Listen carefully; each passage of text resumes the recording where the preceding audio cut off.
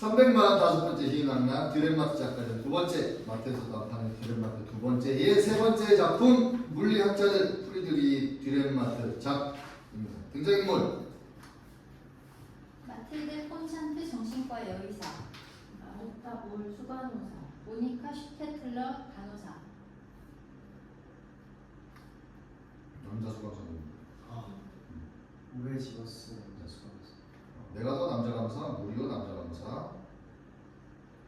헤르버트 게오르크 보이틀러 뉴턴으로 자처하는 환자. 에른스트 하인리히 에르네스티 아인슈타인으로 자처하는 환자. 요한 빌헬름 메비우스 환자. 오스카 로제 소유자. 리나로제 그의 아내. 아돌프 프리드리히 리나로제의 아들. 빅그리트 카스파, 리나 로제의 루커스 웰크 버스 리나 로제. 수사관이요. 리아르트 포스 수사관사.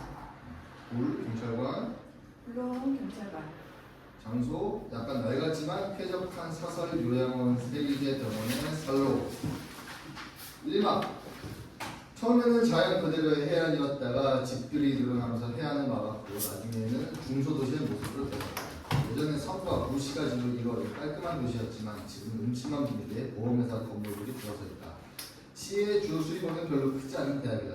이 대학은 신학학부로 확장했고 여름에는 어학코스로 운영한다. 의외의 수입원으로는 상업학교와 치공과 기술학교이며 많은 여자 기숙학교들이 있다. 경보업이 이루어지지만 언급할 만한 가치 별로 없다. 이런 상황이 번잡함과는 거리가 먼 곳이다. 자연경관 역시 쓸데없이 이곳을 한적함에 일조하여 신경 안정작용을 한다. 어찌됐든 푸른 산줄기에 볼만하게 숲으로 덮인 언덕들과 상당히 넓은 호수가 있다. 인근에 저녁이면 연기가 피어오르는 평야가 있는데 이전에는 우물한 습지였던 곳이 지금은 수로가 나 있는 비옥한 땅이 되었다. 그곳 어디엔가 교도소가 있고 교도소 소유의 대규모 농산물 공장이 있어서 곳곳에서 구루를 지어 그림자인 양 말없이 김을 메고 땅을 일구는 죄수들을 볼 수 있다. 하지만 도시가 어떤 곳이든 사실상 아무 상관도 없다. 여기서는 단지 정확하게 하려는 마음에서 언급한 것뿐이고 우리는 이제 그 단어가 떠올라서 하는 말이지만 정신병원으로 쓰이는 빌라를 떠날 일이 전혀 없다. 더 정확하게 표현하자면 우리는 빌라의 썰rum을 한 번도 벗어나지 않을 것인데 장소와 시간, 줄거리의 통일에 엄격하게 지키기로 마음먹었기 때문이다. 미친 사람들이 만들어가는 이야기는 고전적인 형식만이 적합할 것이다. 믿지 말고 본론으로 들어가자. 빌라에 관해 살펴보자면 예전에는 정신병원 설립자인 명예의학 박사 마틸데 폰찬트의 모든 환자들이 빌라에 수용되어 있었다. 정신줄 놓은 귀족들, 정치 활동을 하지 못해 동맥경화증에 걸린 정치가들, 정신가객의 백만장자들, 정신분열증에 걸린 작가들, 강박증에 사로잡힌 채 우울증에 시달린 대사업가들 등등 간단히 말해 서양의 반에 해당하는 지역에서 정신적인 문제를 가진 모든 엘리트가 그녀의 환자였는데 그 이유는 미혼의 박사의 원장이 유명하기 때문이다. 의사 가운밖에 입을 줄 모르는 이 곱사르기 처녀가 유명한 이유는 막강하고 유서 깊은 가문의 마지막 이름난 후손일 뿐만 아니라 인도주의자이자 정신과 의사로서 명성을 얻고 있기 때문이다. 세계적으로 유명하다고 해도 손색이 없을 정도이다. 카르 구스타프 이름과 교환한 편지가 마침 책으로 출판되었다. 만만하게 다루기 어려운 저명인사 환자들은 오래전에 우아하고 빛이 잘 있는 새 건물로 옮겨갔다. 어이없을 만큼 비싼 치료비를 생각한다면 최악의 병력을 가진 환자가 할지라도 즐겁게 보살필 마음이 생길 것이다. 넓은 공원의 남쪽 부분에 자리 잡고 있는 새 건물 단지는 다양한 단독 건물들로 이루어져 있으며 그중 작은 귀에는 에르니의 스테인드 글라스로 장식되어 있다. 새 건물 단지가 평야를 향해 뻗어 있다면 빌라는 호수 아래에 펼쳐진 잔디밭과 이어진다. 잔디밭에는 아름드리 나무들이 서 있고 호수는 돌로 쌓은 벽으로 막혀 있다. 이제 사람이 별로 없는 빌라의 살롱에는 환자 3명만 있을 때가 많다. 우연히도 이들은 모두 물리학자다. 완전히 우연이라고만 할 수 없을지도 모르겠다. 인본주의 원칙을 적용하여 같은 무리의 사람들과 함께 있도록 배려했을 수도 있을 테니까. 새 물리학자는 홀로 살아간다. 각자 자신이 만든 상상의 세계 속에 틀어박혀 사는 것이다. 살롱에서 식사를 같이 하며 이따금 자신들의 학문에 대해 토론을 벌이거나 말없이 악만 쏘아본다. 무해하고 사랑스러운 정신병자들, 유순하고 다르기 쉬우며 까다롭지 않은 환자들이다. 말하자면 진실로 모범적인 환자의 모습을 보여준다고 할 것이다. 최근에 우려할 만한데 솔직히 끔찍하다고 할 수밖에 없는 일이 생기지 않았다는 것이다. 환자 가운데 한 명이 삽달 중에 간호사 한 명을 목 졸라 죽였는데 지금 동일한 사건이 또 일어나는 것이다. 그래서 빌라에는 다시금 경찰이 왔고 다른 때보다 사람이 많다. 간호사는 슬프고도 확실한 죽음을 알리는 자세로 마룻바닥에 누워있다. 관객이 쓸데없이 놀라지 않도록 뒤쪽에 위치한다. 하지만 몸싸움의 흔적은 완연하다. 가구들이 상당히 어질러져 있다. 스탠드와 안락의자 두 개가 바닥에 넘어져 있고 무대 앞 왼쪽에는 원탁이 쓰러져 책상 자리가 관객을 향하고 있다. 그 밖에도 예전에 참트의 여름 별장이었던 빌라가 정신병원으로 개축된 아픈 흔적들이 살롱에 남아있다. 벽은 사람 키 높이까지 위생 컬러니스가 덧칠되어 있고 그 위로는 예전의 석회벽이 보인다. 부분적으로는 벽 장식들이 아직도 남아있다. 뒷면에는 작은 홀에서 물리학자들의 병실을 통하는 3개의 문이 있다. 문에는 검은 가죽이 덧대어 있고 1에서 3까지 숫자가 매겨져 있다. 홀 옆쪽에는 흉물스러운 중앙난방기가, 오른쪽에는 세면대가 있고 빨래거리에 있는 손수건이 여러 장 널려있다.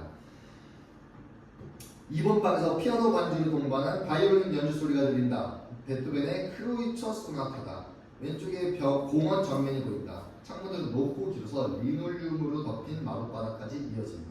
창문 왼쪽과 오른쪽에는 무거운 커튼이 들어있다. 날개 문을 열면 테라스로 나가게 된다. 공원을 배경으로 한 테라스의 돌란감이 11월 날씨에 약한 햇살 속에 두드러져 보인다. 오후 4시 30분이 막 지났다.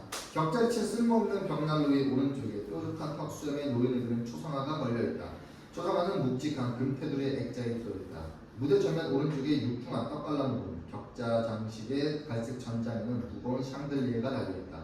정리된 살롱에는 흰색 칠이된 원탁이 있고 그 둘레의 탁자와 마찬가지로 흰색 칠이된 의자 3개가 있다. 나머지 가구들은 약간 낡았고 각기 다른 시대의 양식을 드러낸다. 앞쪽 오른편에는 소파 하나가 소형 탁자와 놓여있고 소파 양쪽에는 안락 의자가 있다. 소파 뒤는 원래 스탠드가 있던 자리다. 이게 전부이니 방에 가구가 많다고 볼 수는 없다. 고대 사람들의 작품과 달리 비극적인 익사이극이 될 무대를 꾸민 데는 많은 것이 필요치 않다. 이제 우리는 시작할 수 있다. 이미 포도주 한 잔을 걸치고 술 냄새를 풍기는 사복 경찰들이 침착하고 느긋하게 시신주에서 일처리를 하고 있다. 시신을 재고 지문을 채취하고 백목으로 시신의 윤곽을 그리는 등의 일을 한다. 살롱 중간에 리하르트 포스 수사반장이 모자를 쓰고 외투를 입은 채 서 있고 왼쪽에는 수강사 마르타 볼이 있다. 그녀는 이름대로 단어를 배우고 실제로도 그렇다. 바깥쪽 오른편 안락 의자에 경찰관 한 명이 앉아서 속기하고 있다. 수사반장이 갈색 담뱃갑에서 담배 한 대를 꺼낸다. 담배 좀 피워도 될까요? 안 됩니다. 미안합니다. 수사반장 담뱃갑에 꽂는다. 차 한잔 하시겠어요? 수납시라면 좋습니다. 이곳은 병원이에요. 그럼 다 담배. 너 사진 찍어. 알겠습니다, 반장님. 사진 플래시. 간호사 이름이 뭐였습니까? 이레네 슈트라우비로 나이는? 22세 콜방 출신이죠. 가족은? 스위스 동부에 오빠 한 명이 있습니다. 연락하셨습니까? 정보를 쳤어요. 살인범은? 저 반장님, 가여운 사람은 환장입니다. 아 좋아요. 범법자는? 에르스트 하이니 에르네스티, 우리는 아인슈타인이라고 부르죠. 왜요? 자기가 아인슈타인인 줄 알고. 아 그래요. 수사반장 속기하는 경찰관에게 몸을 돌린다. 수간호사의 증언을 기록했나 볼? 네 반장님. 또 목이 조진 겁니까? 잠시만. 명백합니다. 스탠드 줄을 썼어요. 정신병자들이 괴력을 보이는 건 종종 있는 일입니다. 뭔가 특이한 점이 있죠. 그래 그렇단 말이죠. 여자 간호사한테 이 정신병자들을 맡기는 건 무책임한 걸로 보고 있는데 이걸로 벌써 2번째 살인, 제발요 반장님. 2번째 사고란 말입니다. 이곳 세리제 병원에 첫 사고가 난 지 3달도 안 됐어요. 수사반장 수촉을 꺼낸다. 8월 11일에 자기가 위대한 물리학자 뉴턴인 줄 아는 헤르베르트 게오르크 보이클러라는 사람이 도로테아 모저 간호사를 목졸라 죽였어요. 수사반장 수촉을 다시 넣는다. 이 역시 이 살롱에서요. 남자 간호사였다면 절대로 그런 일은 없었을 겁니다. 그럴까요?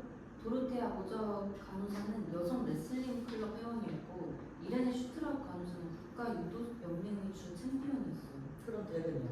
저는 역도를 합니다. 이제 살인범을 제발요 반장님. 범법자를 볼 수 있을까요? 바이올린을 켜고 있어요. 바이올린을 켜고 있다니 무슨 말이죠?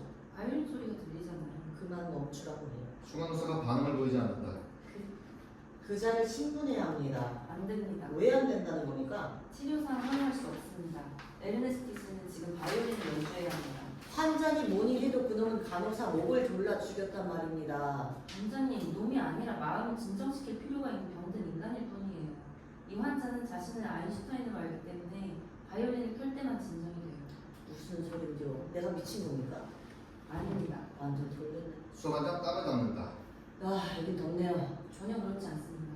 마르타스 강사, 병원장을 불러주세요. 역시 안 됩니다. 박사님은 아인슈타인한테 피아노 반주를 해주십니다.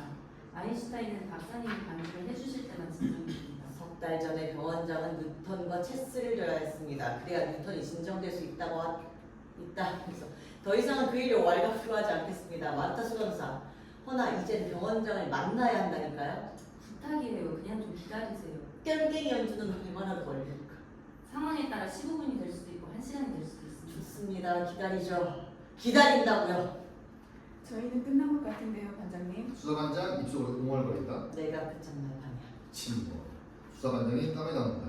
자네들 시신을 밖으로 내가도록.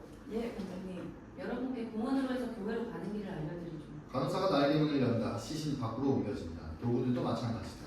수사반장이 모자를 벗고 소파 왼쪽에 있는 안락 의자에 지친 모습으로 앉는다. 여전히 바이올린 연주, 피아노 반주. 그때 3번 방에서 헤르베르트 게오르크 보이틀러가 18세기 초 의상의 가발을 쓰고 나온다. 아이작 뉴턴 경입니다. 리아르트 포스 반장입니다. 수사반장 앉은 채로 맞이한다. 반갑습니다. 아주 반가워요. 정말입니다. 쿵쾅거리는 소리, 신음소리, 쌕쌕거리는 소리를 들었어요. 그러고는 사람들이 드나들고 있네요.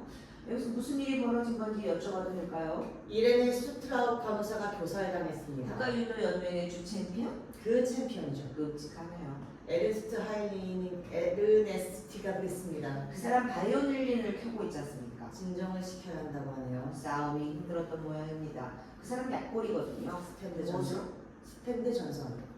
스탠드 전선이라 그럴 수도 있겠네요. 에르네스티 그 사람 참 안 됐어요. 정말 안 됐어요. 유도 챔피언도 안 됐네요.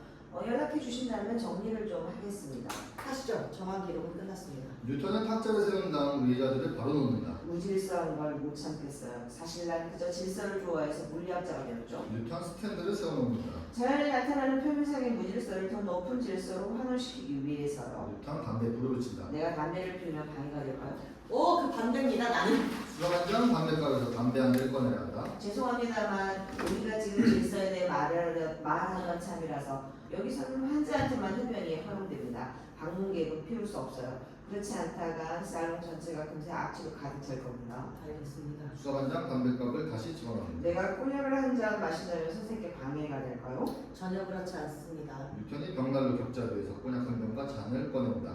에르네스트라는 사람 정말 모르겠어요. 인간이라면 간호사를 죽일 수는 없을 겁니다. 뉴턴 소파에 앉아 꼬냑을 따른다. 선생도 간호사를 목졸라 죽이지 않았습니까? 내가요? 도로테아 모저 간호사 말입니다. 여자 레슬러요? 8월 12일 커튼줄로. 그건 전혀 다른 존재입니다, 반장님. 난 미치지 않았어요. 반장님의 건강을 위하여. 제게 마음에 들어요. 뉴턴 마신다. 도로테아 모조 간호사가 기억을 되살리자면 그 여자는 금발이었습니다. 힘이 엄청나게 세죠. 뚱뚱하긴 했지만 몸은 유연했어요. 그 여자는 나를 사랑했고 나도 그 여자를 사랑했습니다. 그런 딜레마는 오로지 커튼줄로만 해결될 수 있었죠. 딜레마라고요? 내 과제는 중력에 대해 심폐소구하는 것이지 여자를 사랑하는 건 아닙니다. 알겠습니다. 거기다 나이 차도 엄청났고요. 그렇죠. 선생님은 200살도 넘었을 테니. 뉴턴 놀라서 단장을 바랍니다. 어째서요? 그 뉴턴이라면 바보가 되신 겁니까, 반장님? 아니면 그런 척 하시는 겁니까? 이것 보세요. 내가 뉴턴이라고 정말로 믿으시는 겁니까? 선생이 그렇게 믿고 있지 않습니까? 뉴턴이 살피는 시선으로 주위를 둘러본다. 비밀을 하나 알려드려도 될까요, 선생님? 물론이죠. 나는 아이작 경이 아닙니다. 그저 뉴턴이 체한 겁니다. 누가 때문이죠? 에르네스티한테 줄 혼란 막으려고. 무슨 소리인지 모르겠는데. 나와 달리 에르네스티는 정말로 환자거든요. 자기가 알베르트 아인슈타인인 줄 알아요. 그게 선생과 무슨 상관입니까? 알베르트 아인슈타인이 사실상 나라는 걸 알면 난리 날 겁니다. 그러니까 선생 말은 물론입니다. 그 유명한 물리학자이자 상대성 이론의 창시자가 바로 납니다. 1879년 3월 14일에 울음에서 태어났죠. 수사반장이 약간 혼란스러워하며 자리에서 일어난다. 아 만나서 반가웠습니다. 뉴턴 역시 일어난다. 그냥 알베르트라고 보세요. 리아르테라고 하시죠. 둘은 악수한다. 단언하건대 나라면 크로이츠 소나타를 에르네스티가 지금 하는 것보다 훨씬 더 활기차게 연주할 겁니다. 저 사람은 안나테를 너무 거칠게 연주해요. 아 나는 음악이 좋아합니다. 우리 앉읍시다. 뉴턴이 반장을 소파에 끌어앉히고 그의 어깨에 팔을 두른다. 리아트, 왜요, 알베르트? 나를 체포할 수 없다는 게 화나지 않습니까? 무슨 말씀을, 알베르트? 내가 간호사를 교사했기 때문에 체포하려는 겁니까? 아니면 온자폭탄을 만들게 했으니까 체포하고 싶은 겁니까? 저 알베르트? 저기 문 옆에 있는 스위치를 올리면 무슨 일이 생길까요, 리아트? 불이 들어오겠죠? 전기 접촉을 만드는 거죠. 전기의 특성에 대해 아는 게 있나요, 리아트? 난 물리학자가 아닙니다. 나도 아는 게 별로 없어요. 자연 관찰을 토대로 이론을 세우는 것뿐이죠. 이 이론을 수학 언어로 기록하고 여러 가지 공식을 만들어냅니다. 그 다음에 기술자들 차례입니다. 기술자들은 포주가 창렬을 대하듯 전기의 특성을 다룹니다. 전기의 특성을 철저히 이용해 먹는 거죠. 그들은 기계를 생산합니다. 이 기계가 전문 지식과 상관없이 작동하게 될 때만 일반 사람들이 사용하게 됩니다. 그래서 오늘날은 어떤 바보라도 전구를 켤 수 있어요. 원자폭탄을 폭발시킬 수도 있고요. 뉴턴 수사 반장의 어깨를 두른다. 이제 누구나 할 수 있게 됐다고 날 체포하려는 거 아닙니까, 리아트? 그건 공평하지 않아요. 체포할 마음이 전혀 없어요, 알베르트. 날 미쳤다고 생각하니까 그럴 뿐이죠. 반장님은 전기에 대해 전혀 모른다면서 왜 불 켜는 걸 거부하지 않습니까? 이 경우에는 반장님은 범죄자입니다. 혼약을 숨겨야겠어요. 들키면 마르타볼 수감사가 난리를 쳐요. 뉴턴 혼혈병을 병나무 칸막이 뒤에 숨긴다. 하지만 자는 그대로 둔다. 안녕히 가세요. 잘 있어요, 알베르트. 반장님 자신을 체포해야 할 겁니다. 뉴턴 3번 방으로 다시 떨어진다. 한 대 안 피면 정말 돌겠어. 잠시 생각하고 담뱃갑에서 담배 한 대를 꺼내 불을 붙여 눈다. 날개 문으로 블로우가 들어온다. 떠날 준비 됐습니다, 반장님. 반장이 발을 든다. 기다리겠어, 병원장 말이야. 그러시죠, 반장님. 수사 반장은 진정하고 투덜대듯 말한다. 팀과 함께 시내로 돌아가 불러. 나는 나중 따라가게. 알겠습니다, 반장님. 블로어 퇴장. 수사 반장은 담배 한 개를 내뿜고는 일어나서 불만에 가득 찬 쿵쾅거리며 살롱을 돌아다닌다. 벽난로 위에 있는 초상 앞에 멈춰서서 그림을 관찰한다. 그 사이에 바이올린과 피아노 연주가 그쳤다. 이번 방문이 열리고 마틸데 폰찬트 박스가 나온다. 곱사등이 55세가량 흰 의사 가운 춘식이. 고위 관리오셨던 저희 아버지 아우구스트 폰 찬트입니다. 제가 이 빌라를 요양원으로 바꾸기 전에 이곳에 거주하셨죠. 위대한 분이었고 참된 인간이셨죠. 저는 외동딸이에요. 아버지는 저를 패스트인 양 미워하셨어요. 대체로 인간들을 몹쓸 역병이나 되는 듯 싫어하셨죠. 당연한 것인지도 몰라요. 경제계의 지도자였던 아버지한테는 인간 정신에 온갖 심연이 드러났으니까요. 우리 정신과 의사들은 평생 알지 못하는 그런 것이죠. 어떻든 정신병을 다루는 우리 의사들은 대책 없을 정도로 낭만적인 박애주의를 버리지 못하니까요. 3개월 전에는 다른 초상화가 걸려 있었는데 정치가였던 저의 아저씨였죠. 요아인 폰 찬트 수상. 찬트 박사 소파 앞에 있는 작은 탁자에 앞걸어 놓는다. 자, 에르네스티는 진정됐어요. 침대에 쓰러져 잠들었어요. 정말 행복한 사람이죠. 이제 좀 안심이 되네요. 브람스의 3번 소나타까지 연주하면 어쩌나 할 겁니다. 소파 왼쪽에 있는 안락 의사에 앉는다. 미안합니다, 천태 박사님. 담배를 피워서요. 하지만 안심하고 피우세요, 반장님. 저도 한 대 피워야겠어요. 수단 의사가 마음에 걸리긴 하지만 불 좀 주세요. 수사 반장이 불을 붙여주고 여의사가 담배를 피운다. 끔찍해요. 이래는 간호사가 안 됐어요. 순수하고 젊은 애였는데. 찬트 박사 잔을 발견한다. 뉴턴이 덕분에 즐거웠습니다. 잔을 치우는 게 낫겠어요. 수사 반장이 여의사보다 먼저 일어나 병원로에 격자 뒤에 잔을 줍니다. 수간호사 때문이에요. 알만합니다. 뉴턴과 대화를 나누셨어요? 한 가지 알아냈죠. 수사 반장 소파에 앉는다. 축하해요. 뉴턴은 실제로 자기가 아인슈타인이라고 합니다. 그 소리는 누구한테나 하죠. 하지만 사실을 말하자면 자신을 뉴턴으로 생각해요. 확실합니까? 제 환자들이 자신을 누구로 여기는가는 제가 결정합니다. 그 사람들이 스스로에 대해 아는 것보다 훨씬 더 잘 아는 사람이 접니다.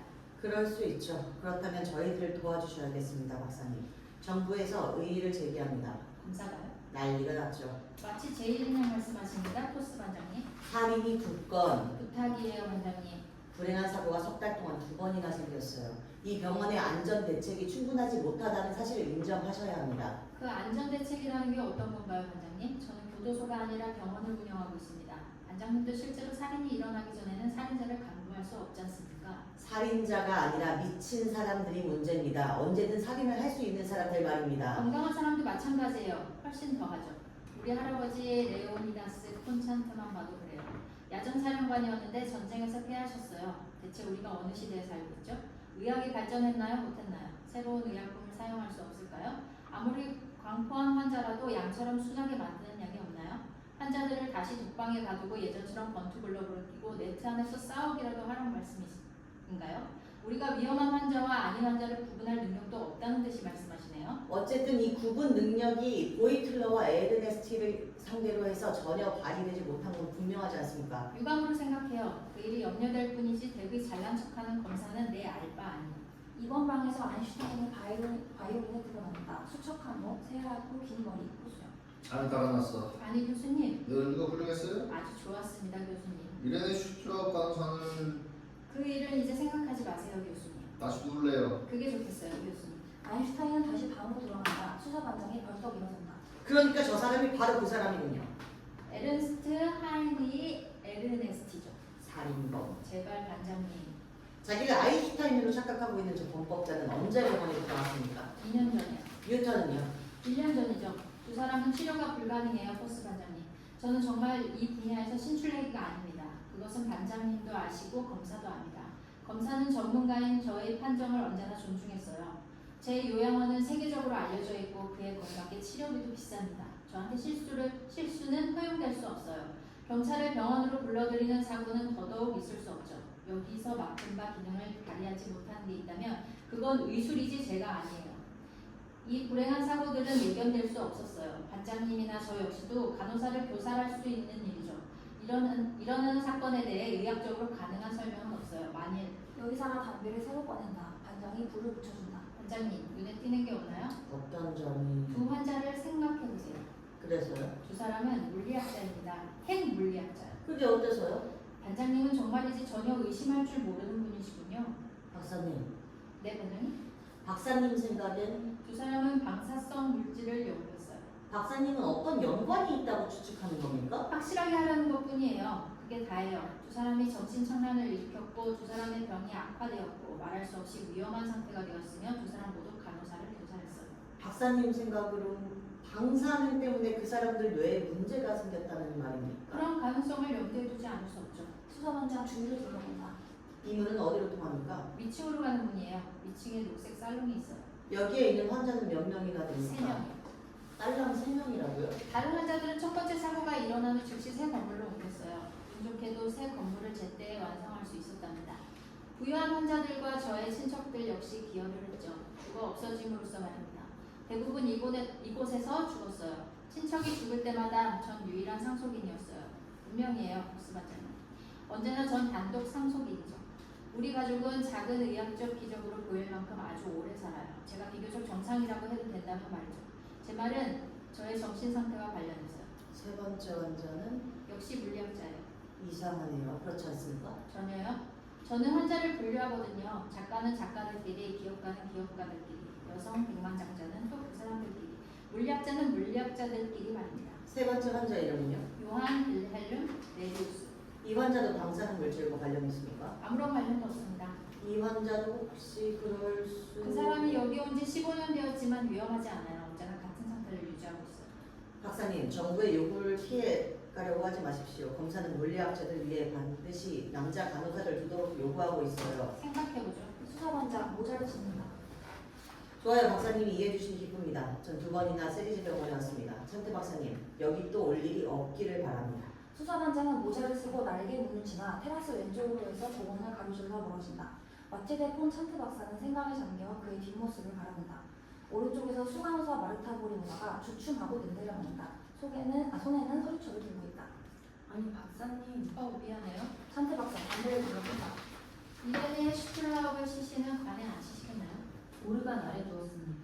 양초와 꽃으로 둘러싸게 해요. 포인트 꽃집에 전화해 두었습니다. 센터 이모님 상태는 좀 어때요? 불안정합니다. 약의 양을 2배로 늘려요. 사촌 울리이는 변화가 없습니다. 마르타 볼수 간호사.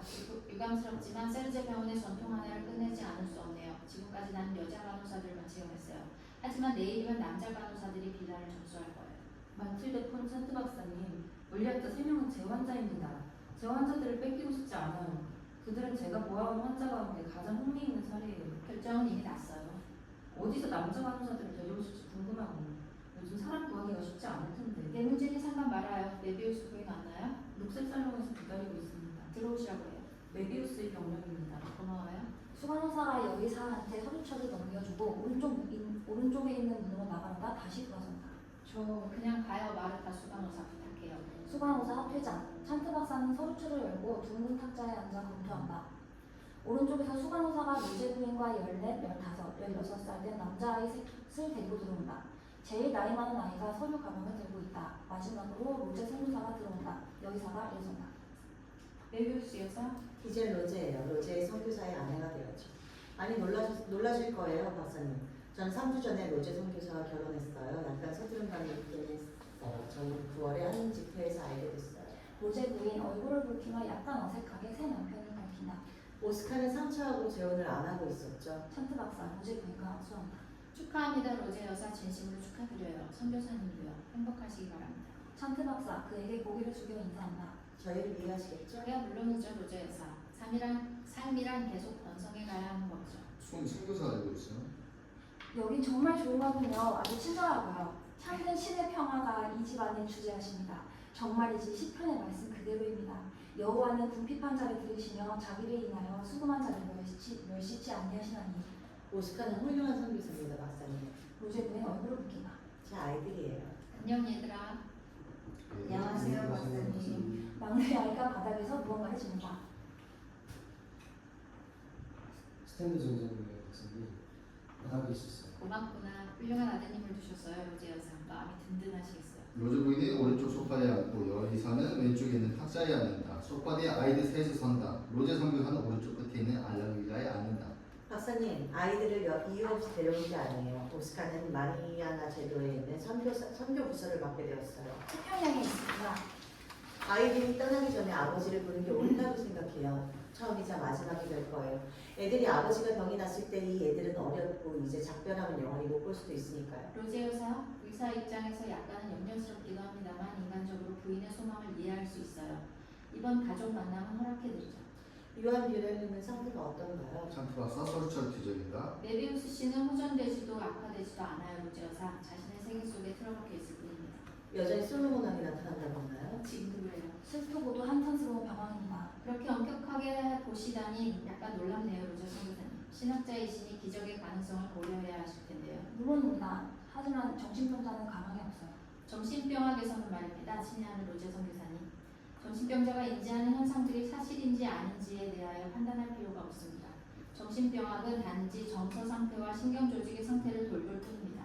병의 진행이 느리다 해도 여기 이런 상태에 있는 메비우스 씨는 정말 안 됐어요. 녹는다고요? 맙소사. 인슐린 치료가 이번에도 별 효과 없이 끝났네요. 인정합니다. 하지만 다른 치료 방식들이 성과가 없었기 때문에 인슐린 치료를 계속하도록 했어요. 제가 요술을 부릴 수는 없습니다. 로제 여사. 친애하는 메비우스 씨를 건강하게 양육할 수도 없는 노릇이고요. 그렇다고 그분을 괴롭힐 생각도 없습니다. 그이는 알고 있나요? 제 말은 그러니까 그이와 제가 이혼한 사실을 알고 있나요? 전하기는 했습니다. 이해를 하던가요? 바깥 세상에 대한 관심이 더 이상 없다고 봐야죠. 박사님, 제 말을 오해하지 말고 들어주세요. 제가 15살 중학생이었을 때 그이를 알게 됐어요. 그이가 우리 집 다락방에 새들어 살았죠. 그 사람은 고아였고 정말 가난했어요. 전 그이가 고등학교 졸업장을 따고 나중에는 물리학을 공부할 수 있도록 했어요. 그이가 20번째 생일을 맞는 날 우리는 결혼을 했답니다. 부모님의 반대를 물리치고요. 우린 밤낮으로 일했어요. 그이는 박사 논문을 썼고 전 운송회사에 취직했어요. 4년 후에 아돌프 프리드리히 우리 장남이 태어났고 이어서 다른 두 아들이 태어났어요. 마침내 교수직을 바라보게 되었죠. 이제 한숨 돌려도 되겠다고 생각했는데 그때 일본 비례병은 병이 났고 덕분에 재산을 몽땅 날렸어요. 저는 가족을 먹여 살리려고 초콜릿 공장에 취직했어요. 토블러 공장. 로제 부인 말없이 눈물 훔치는다. 살면서 온갖 고생을 다 했어요. 모두 감동받는다. 로제 여사, 부인은 용감한 여인입니다. 훌륭한 어머니고요. 박사님, 지금까지는 요한 비렐름은 박사님의 병원에 입원시킬 수 있었어요. 병원 비용은 제 능력을 훨씬 넘어섰지만 항상 신께서 도와주셨죠.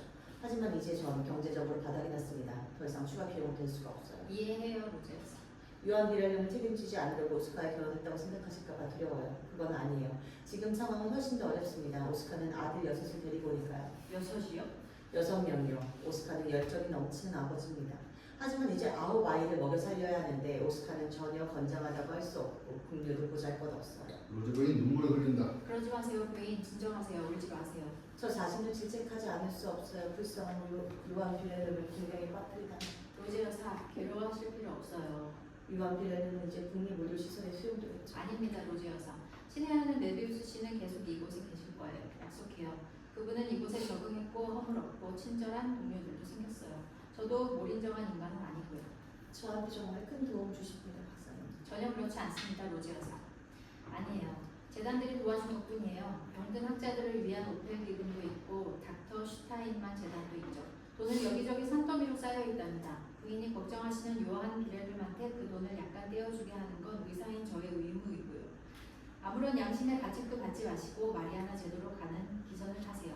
그럼 이제 우리 착한 메비우스 씨를 모셔오도록 합시다. 자, 박사 뒤로 가서 1번방 문을 연다. 로제 부인이 흥분한 상태로 일어선다. 메비우스 씨 손님이었습니다. 물리학자의 골방을 떠나 이곳으로 오세요. 1번방에서 요한 비렐름 메비우스가 나온다. 40세, 약간 요령부득해 보이는 사람이다.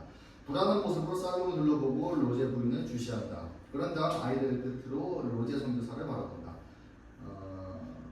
아무것도 이해하지 못하는 듯이 보인다. 말이 없다. 요한 빌레는 메비우스는 말이 없다. 착한 메비우스 씨 부인을 알아보시겠죠? 그래야 할 텐데. 메비우스 로제 부인을 뚫어지게 바라본다. 리나? 생각나시죠, 메비우스 씨? 당연히 선생의 부인 리나죠. 잘 있었어, 여보? 여보, 사랑하고 사랑하는 요한 빌레는 자, 이제 된 것 같네요, 로제 여사 선교사님. 더 이상 더 하실 말씀이 없으시면 전 건너편 새 건물에 있겠습니다. 찬트 박사 왼쪽 날개문으로 퇴장한다. 당신 아이들이에요, 여보. 셋이라고? 물론이죠, 여보. 셋이요. 로제 부인 메비우스한테 아이들을 소개한다. 아돌프 프리들이 장남이에요. 메비우스와 아들이 악수한다. 반갑구나. 아돌프 프리드리 우리 장남. 안녕하세요, 아빠. 몇 살이냐? 아돌프 프리드리. 16살이요, 아빠. 넌 뭐가 되고 싶니? 목사님이요. 기억나는구나. 한 번은 내 손을 잡고 성 조직부 광장을 지나갔지.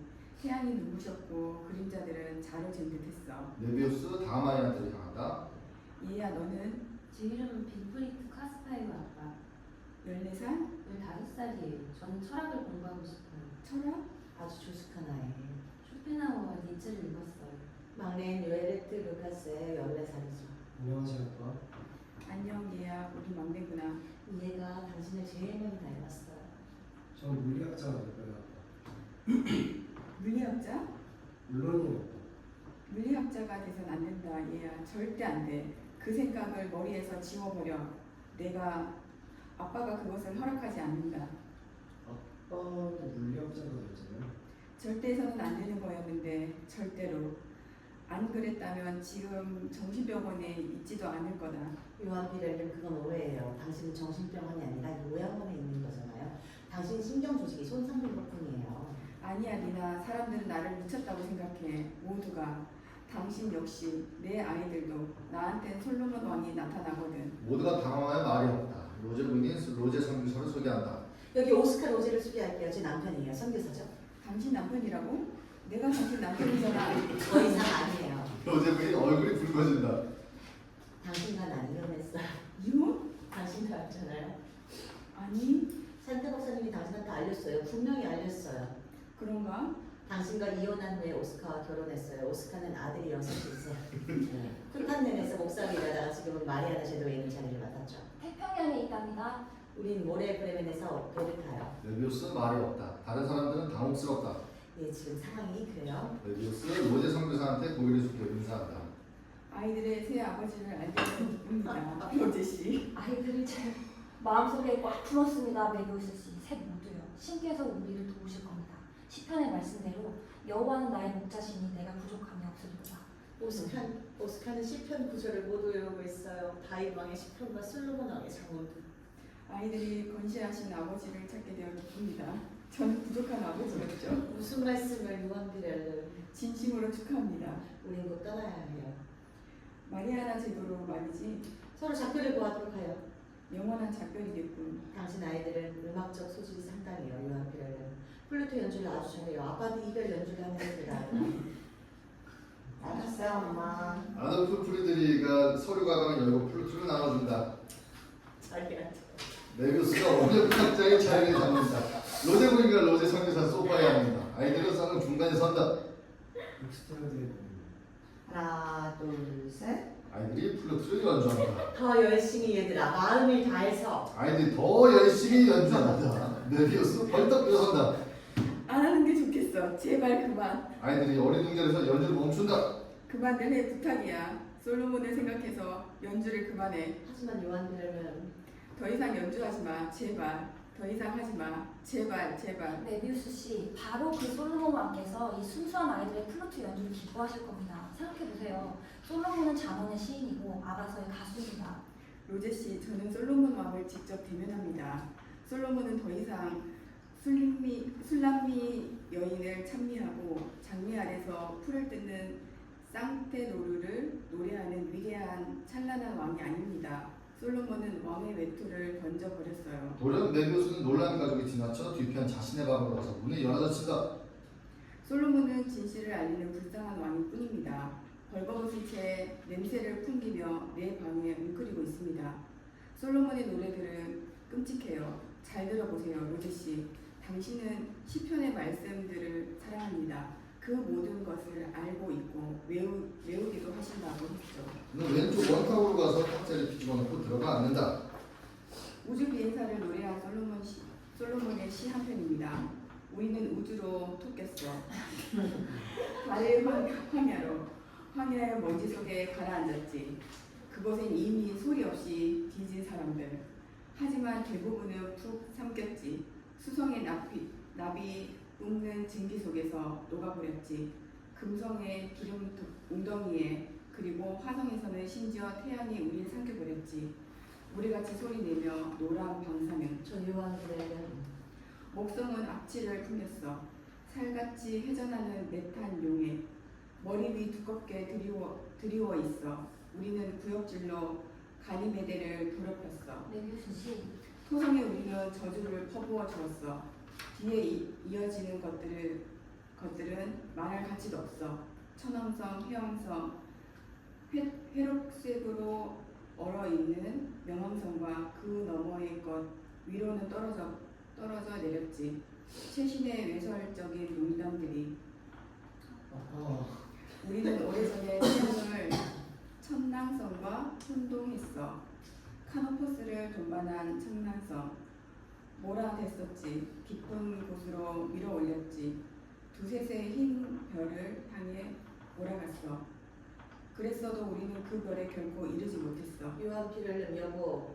이미 오래전에 우리의 선단에는 미라들이 오물로 굳어졌다. 수간호사가 모니카 간호사와 함께 오른쪽에서 등장한다. 아니 메비우스 씨. 찌푸린 미라의 얼굴들은 더 이상 숨쉬는 지구를 기억하지 못한다. 그는 표정 없는 얼굴을 뒤치는 탁자 안에 꼼짝하고 앉아있다. 여보. 마리아나 제도로 떠나. 빨리 서둘러. 마리아나 제도로. 메비우스 위협하듯 일어선다. 로제 일가는 당황한다. 가세요 로제 여사. 가요 아이들과 손교사님. 메비우스 씨는 진정해야 해요. 그게 다예요. 가버려. 나가. 가벼운 발작이에요. 모니카 간호사가 곁에서 진정시킬 겁니다. 가벼운 발작이에요. 꺼져버려. 영원히 태평양으로. 수간호사가 당황하고 놀라서 눈물 짓는 가족을 오른쪽으로 데리고 나간다. 메비우스는 그들 뒤에 대고 목청껏 소리 지른다. 너희들을 다시는 보지 않겠어. 너희들은 솔로몬 왕을 모욕했어. 저주를 받을지니. 마리아나의 모든 손과 함께 물속으로 가라앉아 버려라. 1만 미터 아래로. 바다 아래 칠흑 같은 웅덩이 안에서 썩어갈지니 신과 인간 앞에서 잊혀지리라. 우리밖에 없어요, 선생님. 가족은 더 이상 선생님 소리를 듣지 못해요. 메비우스가 놀란 눈으로 모니카 간호사를 응시한다. 마침내 제정신으로 돌아온 듯하다. 아 그래요? 그렇군. 모니카 간호사는 말이 없다. 메비우스가 약간 당황스러워한다. 내가 좀 과격했나요? 상당히 그러셨죠. 진실을 말해야만 했어요. 그러시겠죠. 흥분했어요. 그런 척 하셨죠. 나를 꿰뚫어 본다는 말입니까? 선생님을 돌본 지 2년 됐어요. 메비우스 이리저리 돌아다니다가 멈춰선다. 좋습니다. 인정하죠. 난 미친 사람 연기를 했어요. 왜요? 아내와 작별하기 위해서. 내 아이들과 작별하기 위해서죠. 영원한 일을. 이렇게 끔찍한 방식으로요? 이처럼 인간적인 방식이죠. 기왕 정신병원에 있는 다음에야 미친 짓을 해줘야 과거를 지워버리기가 쉬울 거예요. 내 가족은 양심의 가책을 느낄 필요 없이 나를 잊을 수 있죠. 소동을 부려서 다시 한번 나를 찾으려는 마음을 없애버렸지.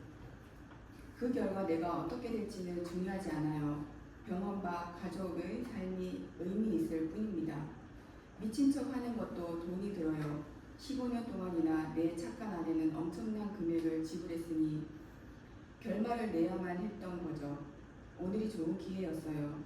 솔로몬이 계시해줘야 할 것을 계시해준 셈이죠. 가능한 모든 발명들의 책에는 종결되었고 마지막 페이지들이 구술되었으며 내 아내는 새 남편을 찾았어요. 고지식하도록 착한 노제시를 말이죠. 모니카 간호사는 안심해도 돼요. 이제 모든 것이 제대로 된 겁니다. 메비우스 들어가려 한다. 계획적으로 행동하시네요. 물리학자니까요. 메비우스 방 쪽으로 몸을 돌린다. 메비우스 씨, 무슨 일이죠? 선생님과 할 얘기가 있어요. 하시죠. 우리 두 사람 문제예요. 앉읍시다. 두 사람 앉는다. 간호사는 소파에, 메비우스는 소파 왼쪽에 있는 안락의자에. 우리도 작별을 해야 해요. 역시 영원한 이별이죠. 날 떠난다고요? 명령이에요. 무슨 일이 있었습니까? 저는 공간 건물에 배치되었어요. 이곳은 내일부터 남자 간호사들이 감시를 떠맡게 돼요. 여자 간호사는 이 빌라에 더 이상 들어올 수 없어요. 뉴턴과 아인슈타인 때문인가요? 검사에 요구가 있었어요. 원장님이 문제가 생길까 두려워 양보하신 거죠. 침묵. 모니카 간호사, 난 서툴러요. 감정을 표현하는 방법을 잊었어요. 옆방에 있는 두 환자와 떠드는 전공 얘기는 대화라 부를 수도 없어요. 난 벙어리가 되었어요. 내 마음도 그런 것 같아 두렵습니다. 하지만 당신이 알아야 할 게 있어요. 당신을 알게 된 후 나에게 모든 것이 달라졌다는 사실입니다. 견디기가 더 좋아졌어요. 그런데 이제 이 시절도 끝났군요. 지난 2년간 어느 때보다도 행복했습니다. 당신을 통해 모니카 간호사 용기를 가질 수 있었어요. 정신병자로 격리되어 살아야 할 운명에 순응할 용기를 말이에요. 행복하세요. 메비우스 일어서서 악수를 하려 한다. 메비우스 씨, 저는 선생님을 미쳤다고 보지 않아요. 메비우스 웃으면 다시 앉는다. 나도 그래요. 하지만 달라질 건 아무것도 없죠. 불행하게도 나한테 솔로몬 왕이 나타나니까. 학문의 세계에서 기적보다 더 불쾌한 일이 없습니다. 메비우스 씨, 전 기적을 믿어요. 믿는다고요? 솔로몬 왕을 믿어요. 솔로몬이 나타난다는 걸 말이에요? 선생님께 나타난다는 거죠. 매일 밤낮으로 나타난다는 걸? 매일 밤, 매일 낮. 솔로몬이 나한테 자연의 비밀을 불러주고 모든 사물의 관계를 모든 가능한 발명들의 체계를 받아 적게 한다는 걸 믿는다고요? 전부 믿어요. 다윗왕이 신하들을 거느리고 나타난다고 하시면 그것도 믿을 거예요. 선생님이 미치지 않았다는 걸 알아요. 그것을 느끼죠. 침묵. 잠시 후 메비우스가 벌떡 일어선다. 모니카 간호사 가세요. 듣겠어요. 당신을 다시는 보지 않겠습니다. 선생님한테는 제가 필요해요. 선생님한테는 더 이상 이 세상에 아무도 없어요. 어떤 사람도 없죠. 솔로몬 왕을 믿는다는 건 치명적인 일이에요. 선생님을 사랑해요. 메비우스 어차피 꺼내 모이며 모니카 간호사를 바라보다 다시 앉는다. 침묵. 당신은 지금 몰락의 길로 달려가고 있어요. 제 걱정은 하지 않아요. 선생님이 걱정이죠. 뉴턴과 아인슈타인은 위험해요. 난 그 사람들과 잘 지내고 있습니다. 도로테아 간호사와 이레네 간호사도 그들과 잘 지냈어요. 그런데도 간호사들이 죽었어요. 모니카 간호사, 당신은 나한테 믿음과 사랑을 고백했어요. 나 역시 당신한테 진실을 말해야겠습니다. 나도 당신을 사랑해요. 간호사가 그를 의지한다. 내 목숨보다 더 사랑해요. 다름 아닌 그 이유로 당신은 위험에 처해 있어요. 우리가 서로 사랑하기 때문에. 이번 강사 아인슈타인이 나온다. 파이프 담배를 피우고 있다. 또 잠에서 깨버렸어. 아니 교수님, 갑자기 기억이 났어요. 저 교수님. 내가 이르는 간호사를 목 졸라 죽였어요. 이 일은 이제 생각하지 마세요 교수님. 아인슈타인 자신의 손을 관찰한다. 언제 이 소드가 바이올린을 연주할 수 있을까? 메비우스가 일어선다. 모니카를 보호하려는데. 선생님은 이미 바이올린 연주를 했습니다. 괜찮았나요? 괜찮냐고요? 네, 괜찮아요. 크로이츠 소나타를 연주했어요. 경찰이 여기 있는 동안. 그로이처 소나타. 다행이네. 아인슈타인 그의 표정이 밝아졌다가 다시 어두워진다. 난 바이올린 연주가 전혀 즐겁지 않아요. 파이프 담배도 좋아하지 않죠. 정말 맛이 없어. 그럼 피우지 마세요. 그럴 수가 없지 않습니까? 알베르트 아인슈타인이라면. 아인슈타인 두 사람을 날카로운 시선으로 바라본다. 당신들 서로 사랑하나? 사랑해요. 아인슈타인이 생각이 나며 카레네 간호사의 시신으로 있던 뒤쪽으로 가서 바닥에 있는 백문 표시를 관찰한다. 이레네 간호사 나도 서로 사랑했지. 그 여자는 날 위해 뭐든지 하려 했어. 이레네 간호사. 난 그 여자한테 경고했죠. 소리 질렀지. 그 여자의 개처럼 달았어요. 도망가려고 애원도 했고 소용없었지. 그냥 가지 않았어. 나와 결혼해서 시골로 가려 했어. 콜방으로. 찬트 박사가 준 허가서까지 이미 가지고 있었어. 그러니 그녀를 죽일 수밖에. 불쌍한 이레네 간호사. 여자들의 광기 어린 희생보다 어리석은 짓은 세상에 없어. 모니카 간호사 아인슈타인한테로 간다. 다시 누구세요, 교수님? 알베르트가 불러도 돼요. 이성을 찾으세요, 알베르트. 당신의 이성 찾으세요, 모니카 간호사. 당신 연이 말한 대로 도망치세요. 안 그러면 당신 아주 위험하게 돼요. 아인슈타인 다시 2번 방으로 향한다. 난 다시 자러가야겠어. 아인슈타인 2번 방으로 사라진다. 불쌍하게도 정신이 나갔어요. 그 사람을 보고 당신이 날 사랑해선 안 된다는 걸 깨달았으면 해요. 선생님은 미치지 않았어요. 나를 미쳤다고 생각하는 것이 더 현명할 겁니다. 도망치세요. 흔적 없이 사라지란 말입니다. 꺼져버려요. 안 그러면 나 역시 당신을 개처럼 취급해야 한단 말이에요. 저를 연인으로 대해주시면 더 좋겠어요. 이리 와요, 모니카. 메비우스 그녀를 알라그리아로 데려온다. 그녀의 맞은편에 앉아서 손에 잡는다. 잘 들어요. 나는 심각한 실수를 했어요. 비밀을 지키지 않고 솔로몬이 나타난다는 사실을 누설했어요. 그 때문에 왕이 날 벌주는 겁니다. 평생 동안 말이죠. 난 괜찮아요. 하지만 당신까지 그 일로 처벌받아선 안 돼요. 세상이 보기에 당신은 정신병자를 사랑하는 거죠. 당신은 불행을 짊어질 뿐입니다. 병원을 떠나고 나를 떠나세요. 그것이 우리 둘을 위해 가장 좋은 일이에요. 저를 안고 싶죠? 왜 나한테 그런 식으로 말하는 거죠? 당신과 자겠어요. 당신의 아이를 갖겠어요. 제가 염치 없다는 거 알아요. 왜 저를 보지 않나요? 제가 당신 마음에 들지 않나요? 간호사 복장이 추하다는 건 인정해요. 모니카 간호사 모자를 벗어 던진다. 제 직업이 싫어요. 5년 동안 환자들을 돌보았죠. 이웃사랑이라는 이름으로요. 결코 환자들을 외면한 적이 없어요. 모두를 위해 존재했고 헌신했죠. 하지만 이제 누군가 한 사람을 위해 헌신하겠어요. 언제나 다른 사람들이 아닌 단 한 사람만을 위해 살겠어요. 내가 사랑하는 일을 위해 살겠다고. 당신을 위해서요. 당신이 요구하는 건 무엇이든지 하겠어요. 당신을 위해 밤낮으로 일하겠어요. 떨쳐내지만 마세요. 저 역시 이 세상에 당신 외에는 아무도 없으니까. 저도 혼자예요. 나는 당신을 떠나보내야만 해요. 나를 사랑하지 않나요? 사랑해 모니카 맙소사 사랑한다니 이건 미친 짓이야. 왜 나를 배신하는 거예요? 나뿐만이 아니야. 당신은 솔로몬 왕이 나타난다고 주장해요. 왜 그를 배신하죠? 메비우스 엄청나게 흥분한 상태로 간호사를 움켜잡는다. 모니카 나에 대해서 뭐라고 생각해도 좋아.